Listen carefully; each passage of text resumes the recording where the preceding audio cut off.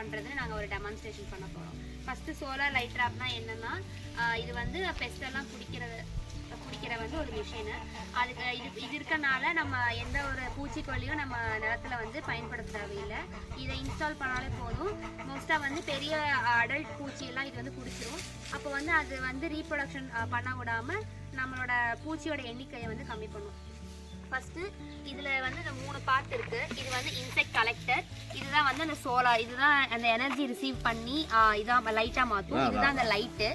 இதில் இருக்க energy receive பண்ணி இங்கே இது லைட்டாக எரியும். இதை வந்து அதில் ஃபஸ்ட் ஃபிக்ஸ் பண்ணிக்கணும். இதில் ஆன் அண்ட் ஆஃப் பட்டன்ஸ் இருக்குது. அதை வந்து ஃபஸ்ட்டு நம்ம இதில் இன்ஸ்டால் பண்ணிக்கணும். இதில் இன்ஸ்டால் பண்ணி இங்கே 2 பட்டன்ஸ் இருக்குது, ஆன் அண்ட் ஆஃப். இதை ஆன் பண்ணால் மார்னிங்லேருந்து நான் 6 வரைக்கும் எல்லா லைட்டையும் அப்சர்வ் பண்ணி நைட்டு வந்து இந்த லைட் எரிய ஆரம்பிச்சிடும். ஸோ இந்த லைட்டில் வந்து அட்ராக்ட் ஆகிற இன்செக்ட்ஸ் வந்து அட்ராக்ட் ஆகிரும். அதுக்கப்புறம் இதில் என்ன பண்ணணும்னா 1 லிட்டர் தண்ணி ஊற்றிக்கணும். எதுக்கு நம்ம தண்ணி ஊற்றுறோன்னா அப்போ தான் வந்து அந்த இன்செக்ட்ஸ் வந்து விழுந்ததுக்கப்புறம் அது பறக்க முடியாது, இதிலே செத்துரும். ப்ளஸ் இதில் வந்து நம்ம ஆயில் ஊற்றுறதுனால ஊற்றிக்கலாம். அப்படி ஆயில் ஊற்றும் போது அந்த பிசு பிசு தன்மையில் அது வந்து பறக்காமல் இதிலே செத்துரும்.